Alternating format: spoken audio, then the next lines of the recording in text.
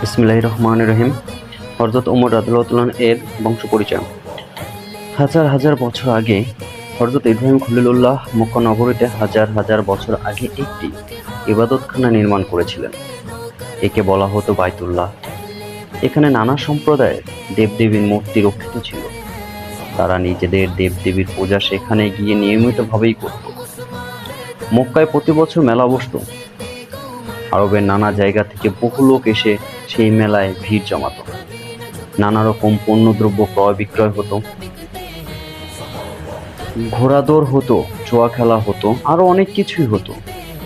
তাদের নিজেদের দেবদেবীদের নিয়ে তারা তর্কও করত। তর্ক করতে করতে হাতাহাতি হতো, তারপর মারামারি আরম্ভ শুরু হয়ে যেত। কুরাইশ সম্প্রদায়ের লোকেদের উপর কাবা ঘরের হেফাজতের ভার ন্যস্ত ছিল। তাদের ইজ্জত ছিল সকলের চেয়ে অনেক বেশি। এই কুরাইশদের মধ্যে খাত্তাব নামক এক সম্মানী ব্যক্তি ছিলেন। তিনি কবিতা রচনা করতে পারতেন। তার রচিত বেশ কয়েকটি কবিতার সন্ধান পাওয়া গেছে। আফা নামক স্থানে তিনি জন্মগ্রহণ করেছিলেন। কুরাইশ সেনাপতি হিমাম নামক এক ব্যক্তির কন্যা হানতামাকে তিনি বিবাহ করেন।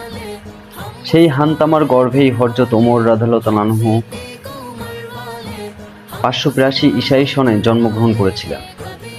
তার পিতার নাম ছিল খাত্তাব এবং দাদার নাম নুফাইল ইবনে উজলা।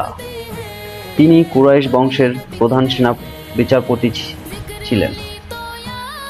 তার মায়ের নাম খাসতানহা, মাতামহ হিশাম। তার সপ্তম পুরুষ ছিলেন আদ এবং তাদের আপন ভাই মোররাহ। তিনি রাসূল সাল্লাল্লাহু আলাইহি ওয়াসাল্লাম এর পূর্বপুরুষ ছিলেন।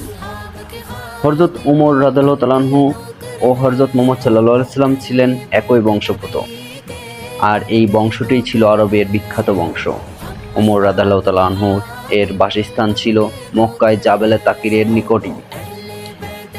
ইসলামী আমলে তার নাম অনুসারে সেই পাহাড়টির নামকরণ করা হয় জাবেলে ওমর বা ওমর রাদিয়াল্লাহু